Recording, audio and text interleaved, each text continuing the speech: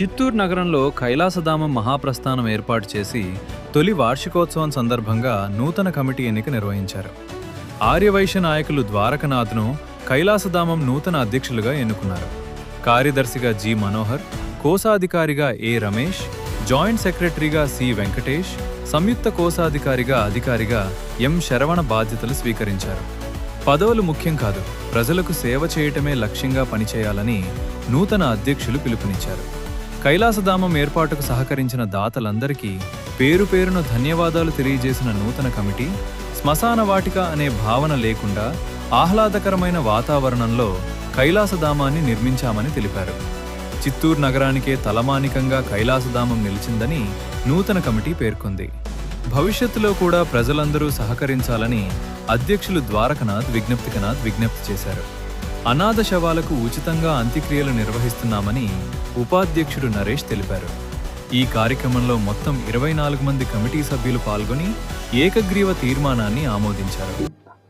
కైలాసధామం మహాప్రస్థానం ఒక సంవత్సరంగా కమిటీ వాళ్ళందరూ మూకుముడిగా సేవా దృక్పథంతో ఎంతో కష్టపడి అందరి మెప్పులు పొందగలిగినాం.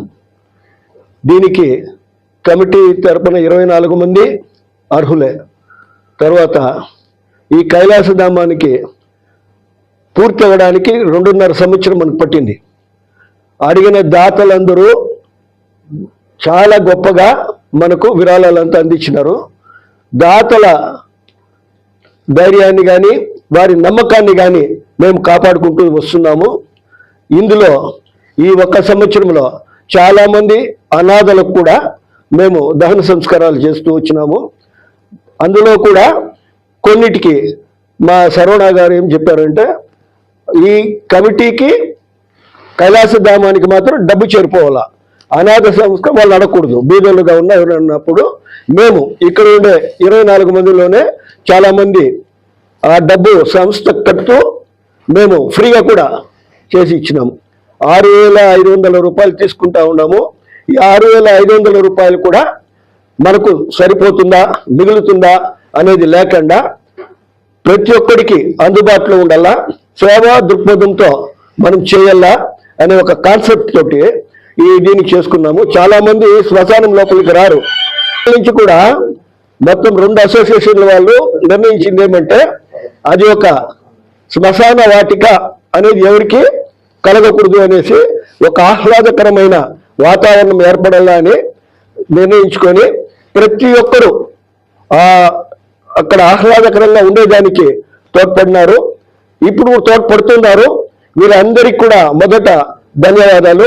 మాకు ఎవరెవరైతే విరాళాలు ఇచ్చి వాళ్ళ నమ్మకాన్ని మేము ఇచ్చేస్తున్నాము, వాళ్ళకందరికీ కృతజ్ఞత తెలుపుతున్నాము.